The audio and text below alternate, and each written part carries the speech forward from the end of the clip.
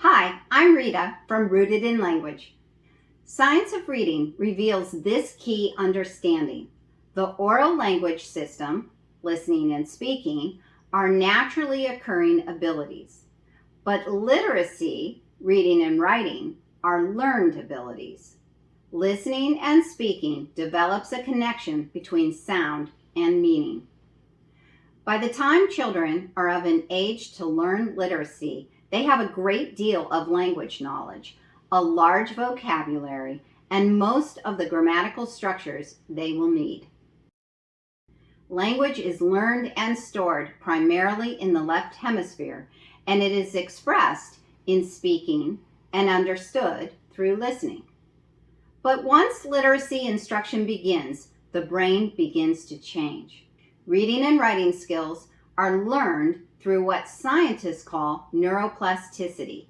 This means existing areas of the brain are rewired and new neural pathways are created in order to achieve these new abilities. The end result is that the language system is now used for all four skills, creating a new, remarkable brain.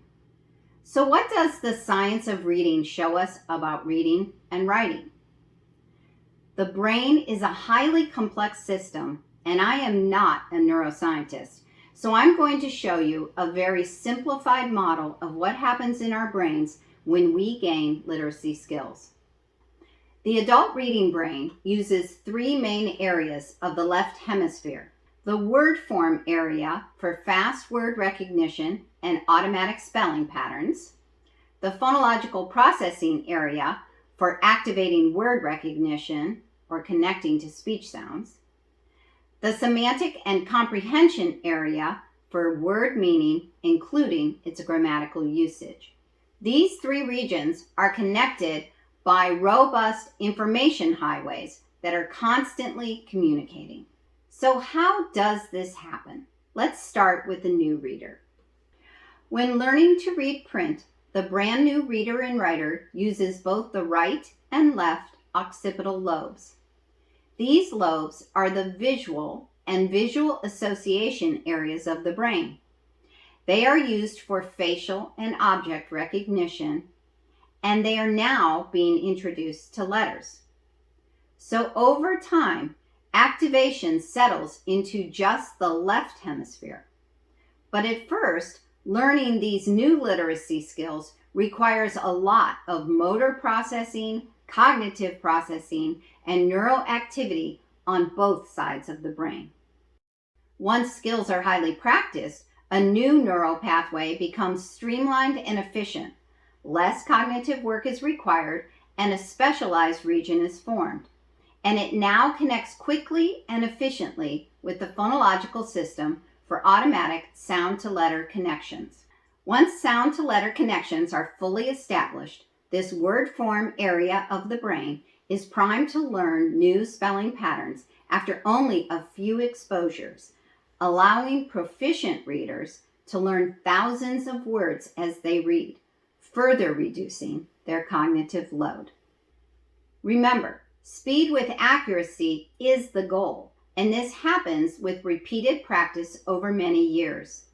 We refer to this speed as fluency, and in the words of Marianne Wolf, fluency is the ability to read fast enough to think.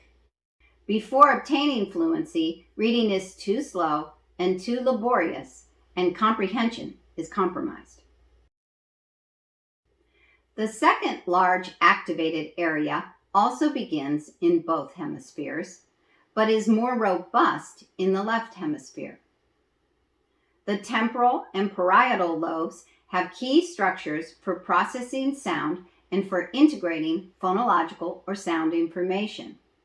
Although this area is primarily phonological, it is key to smooth integrations with visual, orthographic, and semantic processes. The phonological processing system is different in the brains of readers and non-readers. Literacy demands new neural connections for sound perception, sound discrimination, sound analysis, and sound manipulation. In complex languages like English and French, novice readers need at least an additional year of concentrated decoding to achieve automaticity in managing phonological demands. The third major area of activation happens in the frontal lobes, especially in an important part of the left hemisphere called Broca's area. The frontal lobes are involved in executive functioning skills, including directing attention and visual focus. The frontal lobes also control our use of memory. There are two kinds of memory used in reading: working and associative memory. Working memory is like our cognitive workspace, helping us hold information briefly while we perform a task.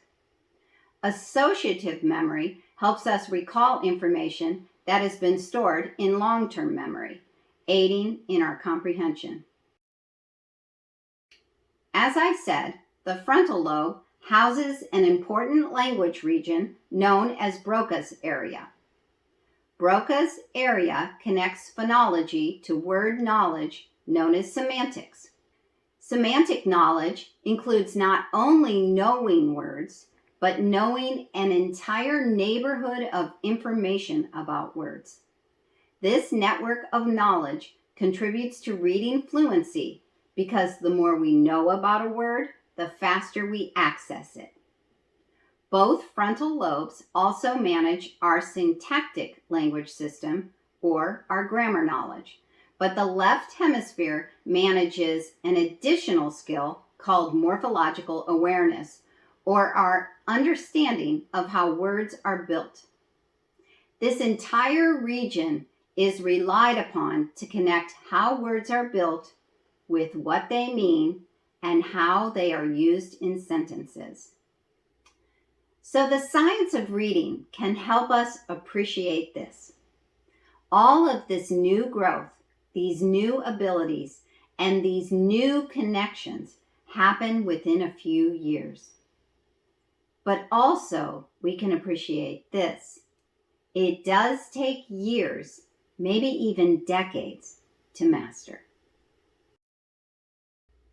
So the proficient reading brain has these three primary and other secondary interconnected areas that work together to obtain the accurate and fluent decoding needed for strong comprehension, as well as fast and accurate encoding needed for written expression.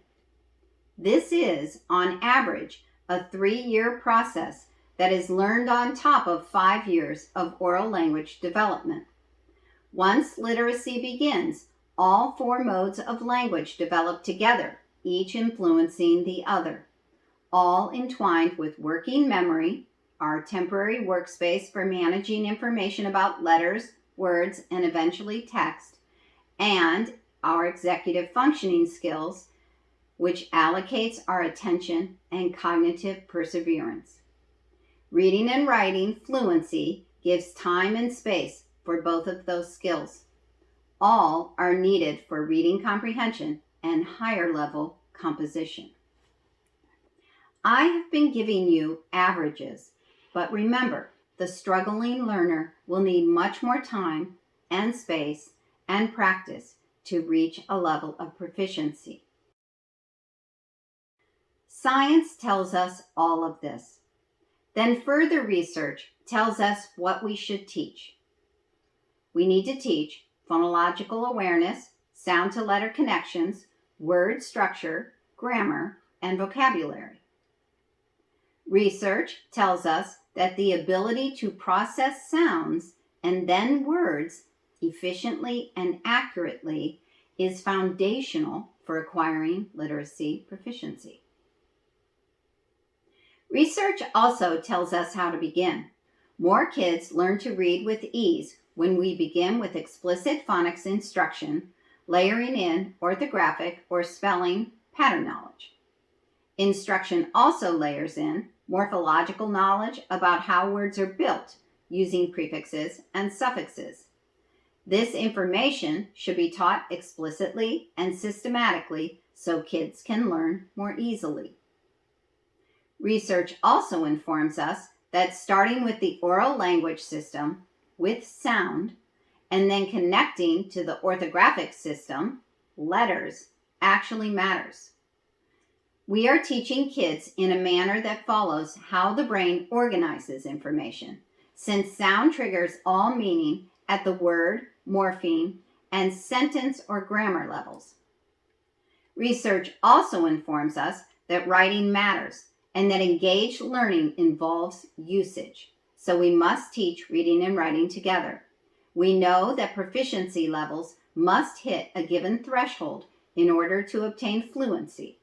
For writing, these thresholds include both spelling and handwriting proficiency. Research also tells us that while reading is so much more than decoding and encoding words, we must help every student obtain a proficiency level in these foundational skills to read with the kind of ease needed to build reading comprehension. In the words of Timothy Shanahan, decoding is often described by scientists as a necessary but insufficient condition. That is, you can't learn to read without learning to decode, but learning to decode will not be sufficient to make you a reader. Finally, research informs us that reading comprehension, once we are fluent enough to think, involves analysis, inference, and interpretation skills. In fact, many social language skills are managed by the right hemisphere. Ultimately, reading and writing grows and utilizes the entire brain, expanding our vocabulary, our knowledge, and our world of thought.